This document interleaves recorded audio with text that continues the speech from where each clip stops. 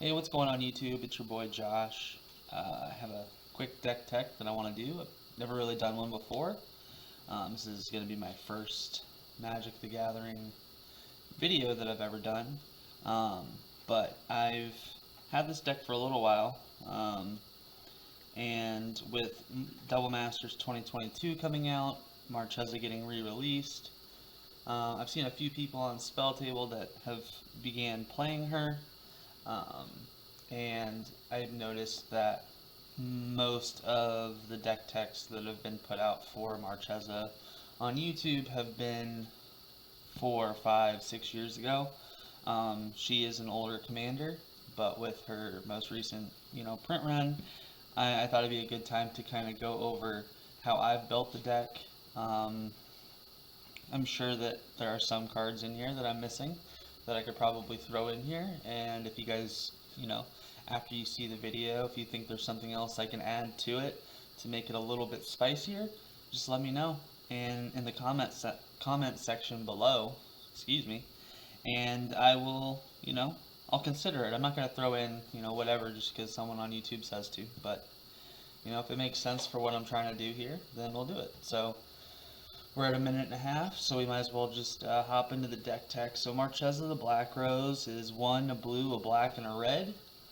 She has Dethrone whenever she attacks. If the opponent has more life or tied for the most life, you put a +1 counter on her. And then other creatures you control have Dethrone. Whenever a creature you control with a +1/+1 counter on it dies, return that card to the battlefield under your control at the beginning of the next end step. So there's a lot to unpack there with the Dethrone. +1 counters, things blinking back to the field when they die. There's a few ways you can build this. You can build this like a nice way that isn't really gonna make your opponents salty. That's not the approach that I went. Um, we'll just set her off to the side here, and we'll kind of go through the meat and potatoes of this deck. So, a big theme that I'm running in this deck is theft. That's a lot of stealing people's stuff. So we have a lot of theft, a lot of theft stuff. We'll kind of separate everything here. Okay. So, kind of go through some of the sorceries that we're running in here. We got Mass Mutiny. This lets you gain control of one creature from each opponent. Untap it. Everything in here, well, mostly everything in here is going to give it haste. And you only control it until the end of turn. But there's a few that don't do that. Mass Mutiny. Traitor's Blood. Standard, just gain control of target creature. Untap it, it gains trample and haste until end of turn. Might be nice if you're stealing like an Eldrazi or something huge that doesn't have trample. Mark and Mutiny. This one's very synergistic with Marchesa because you gain control of a target creature until end of turn. You put a +1 counter on it, untap it, it gains haste until end of turn.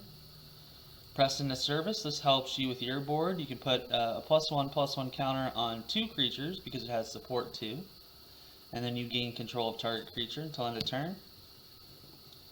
Kari Zev's Expertise lets you gain control of target vehicle or creature until end of turn. Gains haste, and then you can cast a card from your hand with converted mana cost 2 or less for free. That one's pretty nice. Lets you, get your arcane signets out, your soul rings, some other cheaply costed things that you have in your hand. Act of Treason, standard, just gain control of target creature, it gains haste, untap it. Harness by Force, this is one that lets you steal multiple creatures. It's two red and a white, uncolored, colorless, and you can pay 2 colorless and a red to cast for each target beyond the first. You can gain control of any number of target creatures until end of turn. Untap them, they gain haste. That's pretty nice if you want to steal a whole bunch of stuff. Hijack. This one lets you take control of an artifact or a creature until end of turn. Pretty helpful if you've got an opponent that's running like Bolas the Citadel or, some other artifact that's really going to further your game plan. Portent of Betrayal. This one would just let you scry one beyond stealing and giving it haste. So it's, good card advantage. It's mostly there for the stealing creature part. Active Aggression, standard. Gain control, gains haste, untap it. It's nice though because you can pay 2 life, which you aren't necessarily opposed to losing life in Marchesa. A lot of times someone's going to say, hey, I'm going to swing at you for 11. You're like, I'll happily take 11. Thank you. Because then your life total is, you don't get stuck in a position where you have the most life, so you can't get those dethroned triggers. So paying life, you pay 4 life, tap 3 for any color, for colorless basically, and you can steal a creature. And then Mob Rule. This one can be a game changer. It can be a game ender. You know, I don't think at this point in Magic, most people are unfamiliar with Mob Rule, but it's a modal card. It's 2 red, 4 colorless. You can gain control of all creatures with power 4 or greater until end of turn. They gain haste, untap them. Or you can gain control of all creatures with power 3 or less until end of turn. So, typically I've usually only cast it for the 4 or greater. There are times though where you might want to, steal everything with power 3 or less. It's, I can't think of a particular instance where you could, but you certainly could. So now we're moving away from the red steal things until end of turn. We're going to go into the blue. These just let you gain control of target creatures. These are better in that you don't have to return the creature at the end of turn. They are worse in that they don't gain haste right away.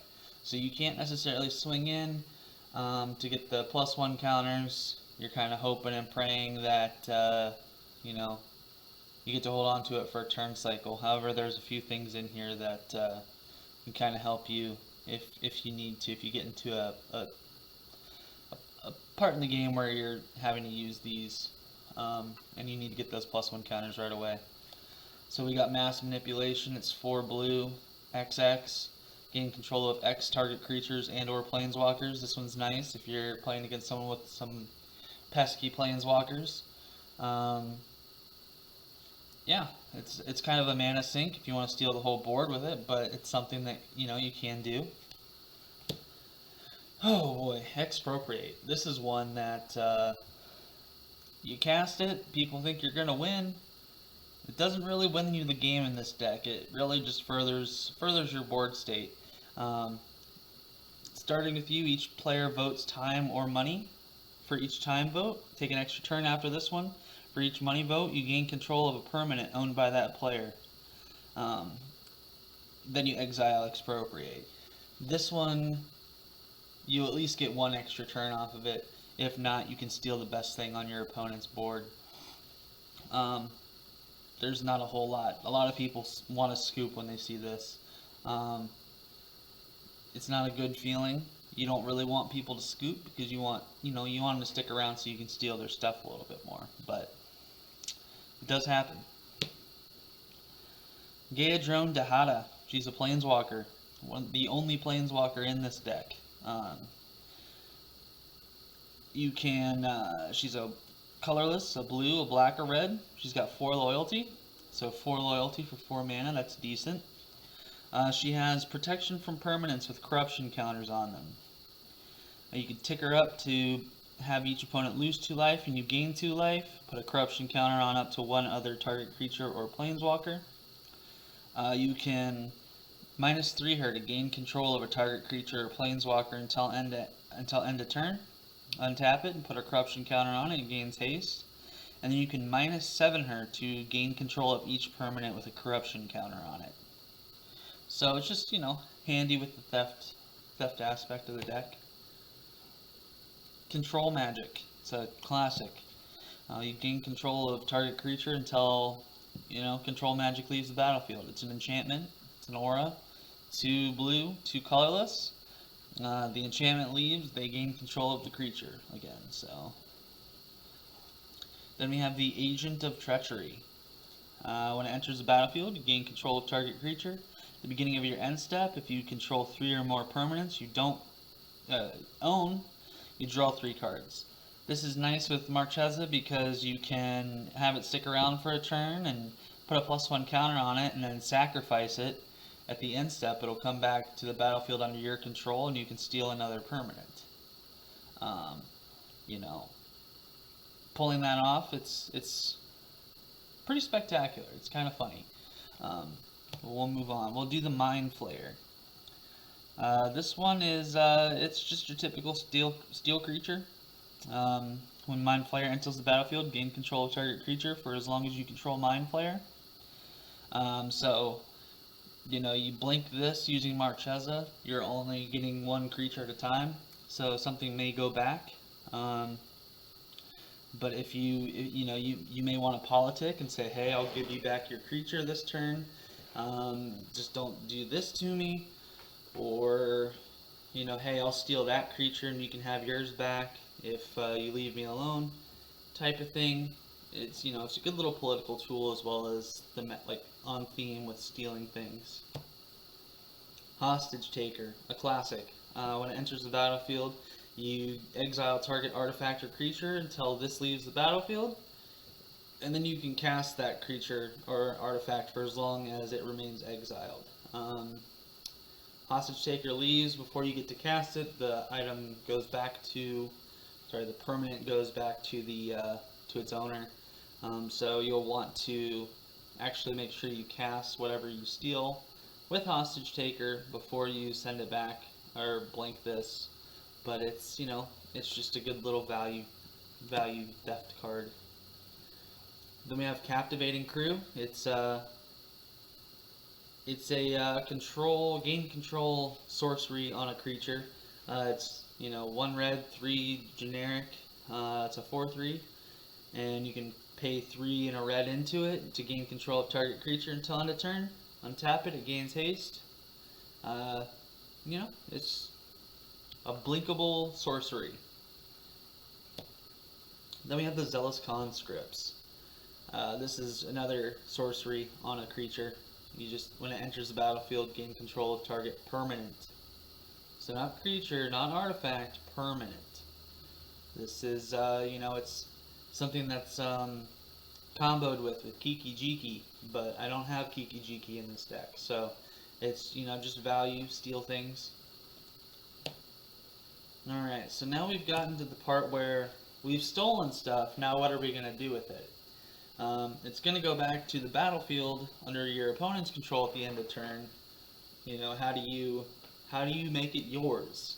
So we have a few different sack outlets in here. We have maybe 3 or 4 that are actually creatures, so you can give it some protection by putting +1 counters on it.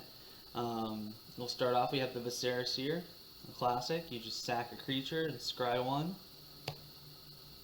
Then we have the Carrion Feeder. This is a good sack outlet for this deck because you sack a creature, you put a +1 counter on Carrion Feeder, and then all of a sudden, you don't have to worry about trying to get a +1 counter on the Sorcerer or Bloodthrone Vampire because it's just accruing that value as you do the thing that you want to do anyway. So this is a very good card in this deck. Bloodthrone Vampire, it's just another sacrifice outlet. You sack a creature and it gets +2/+2 until end of turn.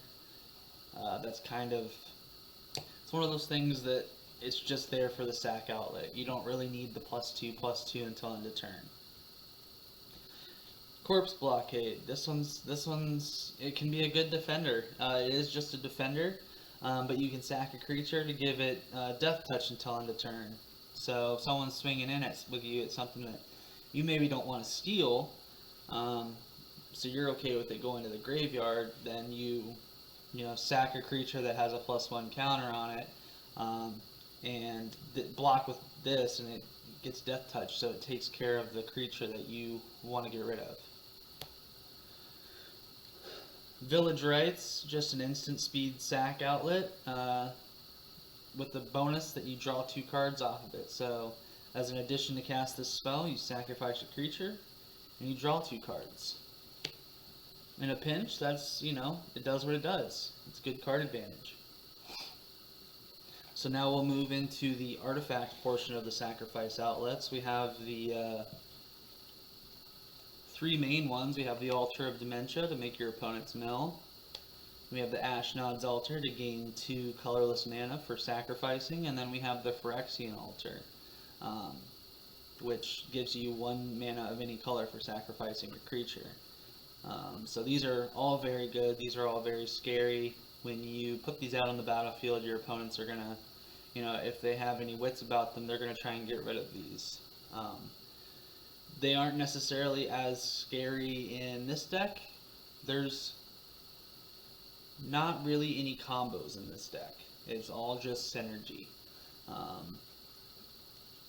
And we rely on that synergy more than we rely on a combo, because our synergies can help steal our opponent's combos. And we can kind of get into that in a little bit, but we'll keep going into the Claws of Gix. It's free, it's 0 mana cost, but you have to pay 1 into it, sack a permanent, and you gain 1 life. This is something I learned about. This is a card I learned about when my friend had a Cheerful Tormentor, a Curses deck. Sacking a permanent, maybe it's not the thing that you want to do, but in a pinch when you're about to die and you want to use the things you have on your field as a resource to keep you in the game, it's going to do just that. So, and it's a sack outlet, so it's good. It's not as great that you have to pay 1 into it, but it's free costed, so you don't have to pay to play it. Next, we'll move into a Dark Privilege. It's an enchantment. You enchant a creature, and it gets +1/+1. Then you sacrifice a creature to regenerate an enchanted creature. So it's just a, sack outlet on top of a protection spell. So that's definitely something that's, very helpful in this deck. Then we have a land that lets you sacrifice a creature. We have High Market. We have a lot of utility lands in this deck. This is one of the, I wouldn't necessarily say it's the most important, but it's, very helpful. If you don't have a sack outlet on the field and you want to at least get 1 sack in, then High Market is where you need to go. Plus it gains you 1 life. Sometimes that's helpful in this deck. So we're sacrificing our opponent's creatures. A lot of those creatures are going to have ETBs, or death triggers. That's kind of what you're going to want to look for when you're playing this deck, is what's that creature do? You're going to ask that a lot. What does that creature do? You'll look it up. I play on Spell Table primarily, so I spend most of the game researching what cards are on the battlefield. And so, sometimes you'll get one with a really good ETB, really good leaving the battlefield trigger, but we want some added value on top of that. And so we're going to move into the section where it's the payoffs. So we'll start off with a Zulaport Cutthroat. Whenever it or another creature dies, each opponent loses 1 life and you gain 1 life. It's a slow burn, but we can make it pick up very quickly here with a few of these other cards that we have in this deck. The gaining life, at some point you're just going to not care about your life total altogether. Whether you have the most life at the table or the least life, your deck's just going to get through that. So, Zulaport Cutthroat, not a bad piece to have in here. Sir Conrad, whenever a creature dies, or a creature is put into a graveyard from anywhere other than the battlefield, or a creature leaves your graveyard, Sir Conrad deals 1 damage to each opponent. This does a lot of work for draining.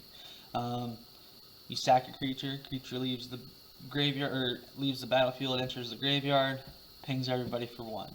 The end step, it comes back, pings everybody for another 1. You work in synergy. You can do this to the point where you are doing this on each turn, not just yours, but each turn, and you're draining people for 4, 8 life every turn cycle. Definitely a good piece. This is one of the only, I think this is the only board wipe that we have in here. It's the Meat Hook Massacre. It's a, a good board wipe, but it also has the, whenever a creature you control dies, each opponent loses 1 life. Whenever a creature an opponent controls dies, you gain 1 life. So this is good for draining as well. Impact Tremors. Whenever a creature enters the battlefield under your control, it deals 1 damage to each opponent. So this, I don't have it in here, but a Perforos would go really, really well in this deck as well. But this is another one that's just going to help slowly drain your opponents. Altar of the Brood. This one is, this isn't necessarily a mill deck, but it has the pieces to make mill more effective alongside ETBs leaving the battlefield. So you have an Altar of the Brood out, you keep flickering your thing back and forth, pair that with, a Sir Conrad, then you're milling everybody for, 2-3 cards per turn. Man, it's, yeah, this one is a really good payoff. This is a, pretty much a win con. Well, there's 2 real win cons in this deck. This one is the easiest to pull off. Torment of Hailfire, you pay X into it, it's 2 black and X, and you repeat the process X times. Each opponent loses 3 life unless they sacrifice a land permanent or discard a card. So, Torment of Hailfire for, 20. It's very doable in this deck. You can Torment of Hailfire. You can't go infinite with it, but you can do it for high value enough that it's the game. Or you can do it for a low amount and just kind of, set your opponents back a little bit. The next win con is going to be these 2 cards. This is the your win con is my win con strategy. Dathi Voidwalker on the field, Lord Xander on the field. You swing in with Lord Xander, you mill that opponent for, half their library, and all of a sudden you have half a library's worth of stuff to sack Dathi to. Dathi has a +1 counter on it, you sacrifice it, it becomes a copy of it, it doesn't become a copy, but you sack it, choose an exiled card, and you can play it without paying its mana cost. Dathi comes back at end of turn. Do it again, get the other combo piece, and all of a sudden, you've just won the game with someone else's combo. It's very effective. Not to mention that when it's entering the battlefield, Xander's making everybody discard half their hands. When he dies, everybody's sacking half their stuff. That's just even more stuff that you can, if they have their win con in their hand, if they have their win con part of it on the battlefield, then the likelihood of you gaining control of that is high. So, very good win con. It's less reliable than the Torment of Hailfire because you have to actually get the pieces. You have to, kind of living in Christmas land, hoping that you can pull it off, but you can. It's not the hardest, but it's not the easiest. Then we have the Ozolith, just a great, counter synergy card. When a creature you control leaves the battlefield, if it had counters on it, put those counters on the Ozolith. Beginning of combat on your turn, if the Ozolith has counters on it, you may move all counters from the Ozolith onto target creature. So it's just a good way to get counters on creatures. You can get to a point where you have a big enough creature you can just swing in for lethal on somebody. I've never done it with this deck, but it's very possible. It's very possible. Feast on the Fallen. Sorry, we've moved away from the win con payoff stuff and more into the +1 counters. We really only have 2 cards that... I guess that's not true. I've mixed that in with this, though. But Feast on the Fallen, at the beginning of each upkeep, if an opponent lost life this turn, put a +1/+1 counter on a target creature you control. This is huge in this deck. You drain your opponents for 1 life on each turn. You're putting a +1 counter on a creature that you control that you can sack and bring it back to the battlefield. On that turn, moves to the next turn, you do it all over again. It's huge. There's a lot of that in this. Well, not a lot, but there's, a good chunk of that. So now we're just going to move into the into the payoff portion. Like, not payoff, but just generic good cards, good creatures that you want in this deck. You have a Baleful Strix. It's a flying death touch. When it enters the battlefield, you draw a card. You know, you blink this on every turn, you're drawing a card. This is the Iron Apprentice. It's a new card from Kamigawa. When it enters the battlefield, it gets a +1/+1 counter, and then when it dies, if it had a +1 counter on it, put those counters on a target creature you control. This is like, it should be here with the +1 counter section, but it's huge in this deck. Pair that with a Solemn Simulacrum. You're, sacking this, put the +1 counter on Solemn, sacking that, you draw a card. At the end of your turn, they both come back on the battlefield. You can do that on each turn. You get a land and a card on each turn. So you're really thinning your deck doing that. Runescarred Demon. Huge in this deck. Effectively, you're tutoring on every, potentially every turn. Tutoring for something. Which, I mean, that seems pretty good to me. So, Opposition Agent. It's my favorite card. One of my favorite cards. You flash it in. Your opponents can't search their libraries. So you can search, but they can't. That's one of my favorite cards. Dockside Extortionist. Just value. Just huge value. Gain a bunch of treasures. You flicker this in and out a couple turns. You're going to have enough treasures you can cast your whole library effectively. Notion Thief. The opposition agent of card draw. If an opponent would draw a card except for the first one he or she draws on his draw step, instead that player skips and you draw a card. Flash it in. Just value. Just one of those things. It's a hate bear for drawing cards. Animate Dead. This card isn't particularly synergistic with this deck. It's just good. You can steal any creature from any graveyard. Say you missed something, say someone killed off a creature that you really wanted to gain control of, well, here you go, here's your chance. You can gain control of it with Animate Dead. Necropotence, huge early game. You can keep refilling your hand and making sure that you aren't going to be the person with the highest life total early on. And then later on in the game, you can start gaining some of that life back so that you're not, put in a position where you have 5 life and someone's about to kill you.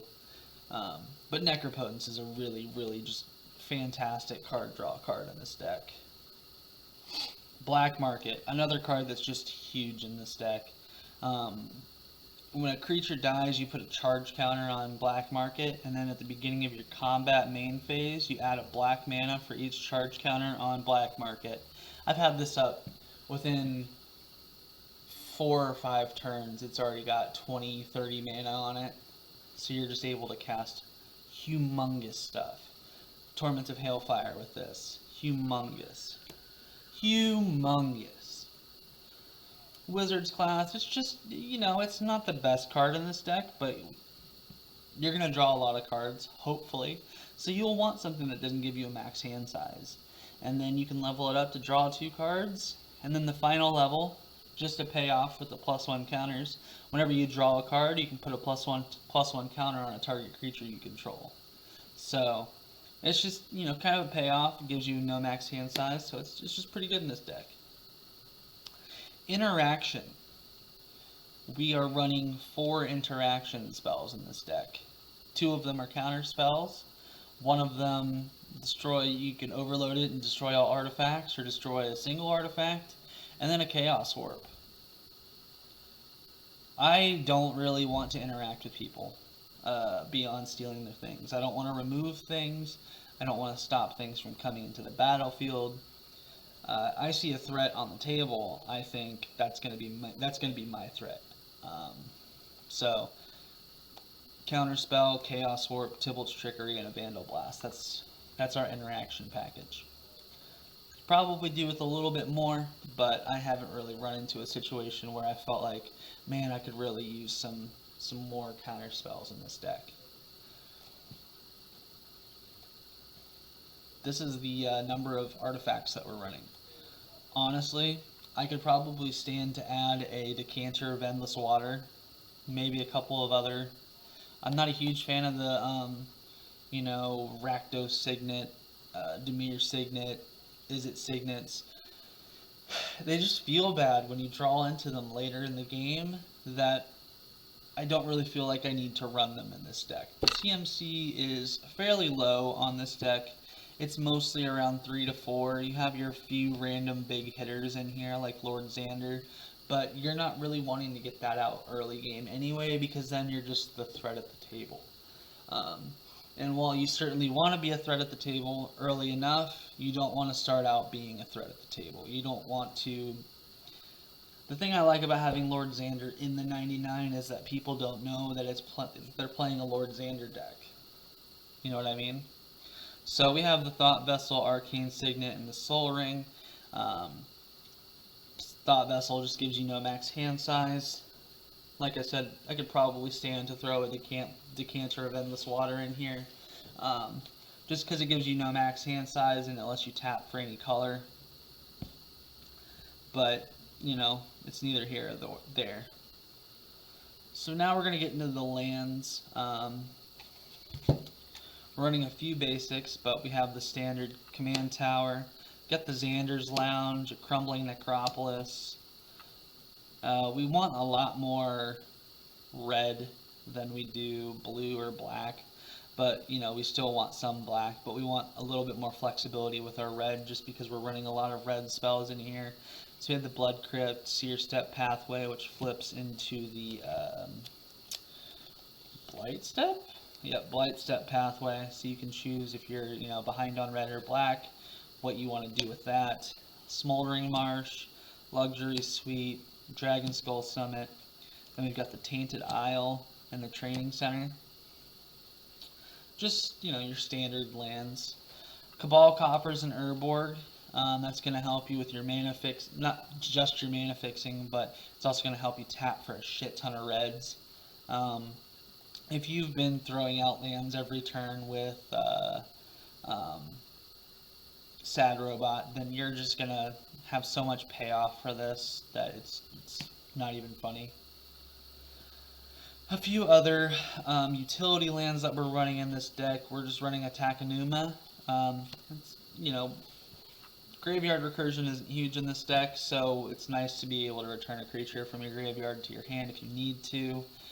Otawara, if you have something that is really causing you a lot of problems, you can channel this to bounce it back to your opponent's hand, and hopefully it keeps it off the battlefield until you're able to either steal it or gain control of it yourself. A Reliquary Tower for no max hand size.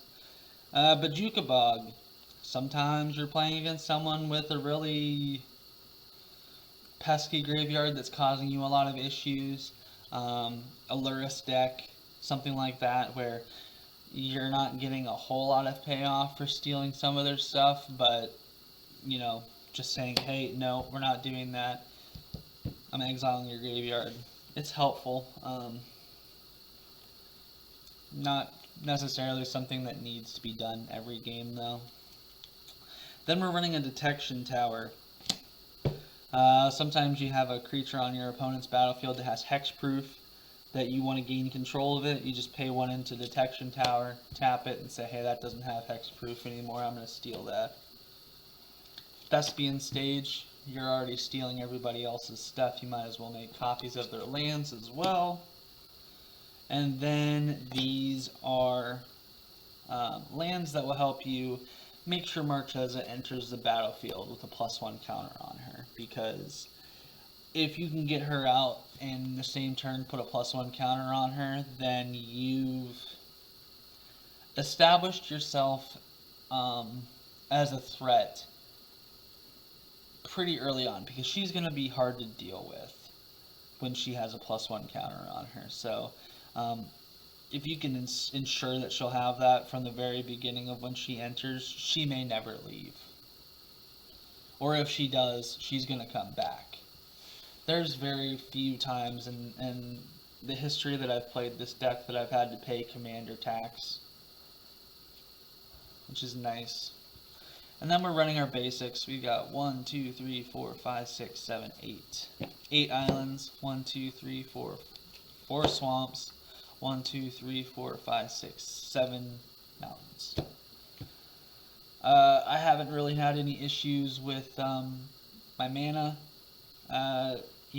With this deck, I'm sure I can plug my deck list into Moxfield and it'll tell me, you're 2% off on your black. I'm sure that's probably true, but with the black market, with the Cabal coffers, I'm not particularly super worried about it. Like I said, I haven't had any real issues with this deck as far as mana base goes. Some of the strategies that I've had trouble with,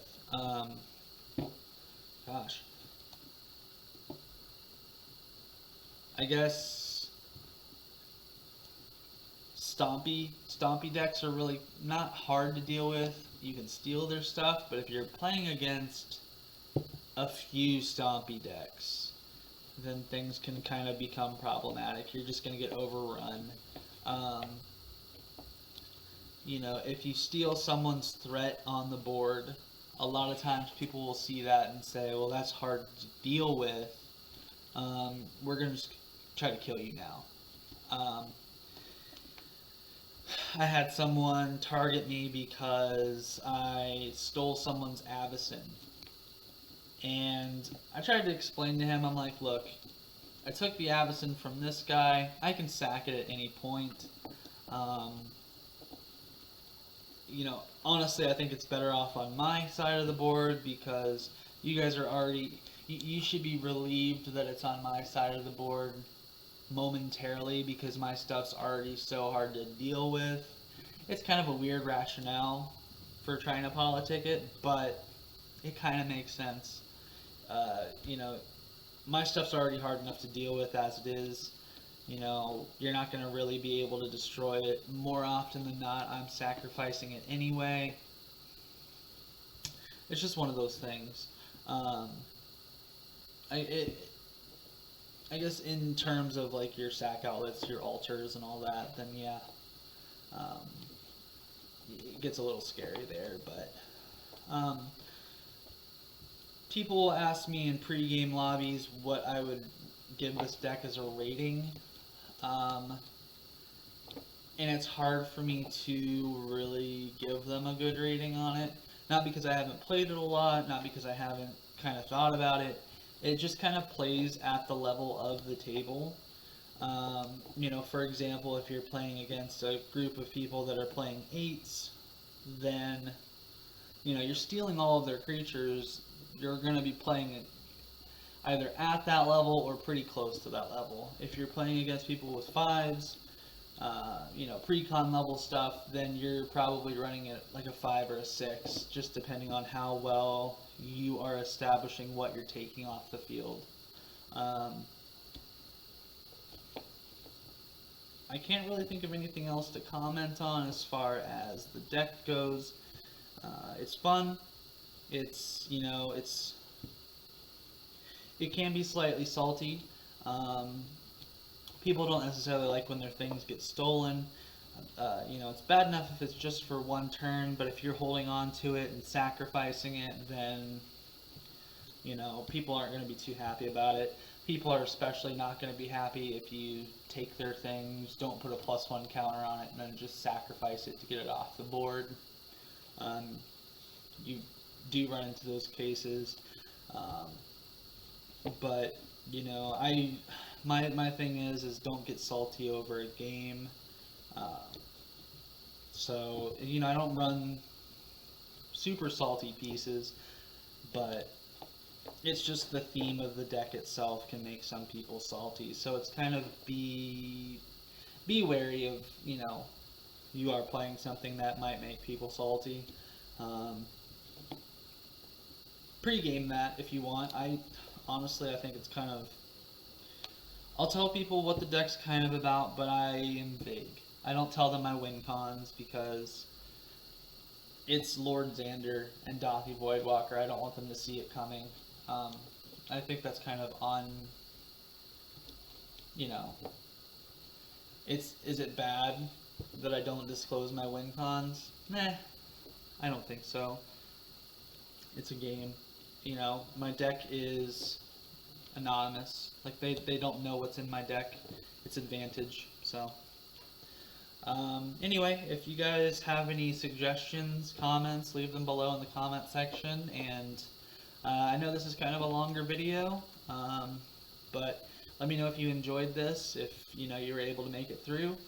I really appreciate you guys checking out the video, and maybe I'll catch you on the next one. I have a few other decks that I think are kind of interesting. I have a reality chip deck that I think I might do a deck tech on, and I have a Doran the Siege Tower deck, which is another older commander that I haven't seen any updated um, deck techs for, so I might do that. But um, as it is, that's the video. Thanks for checking out, and I'll see you on Spell Table.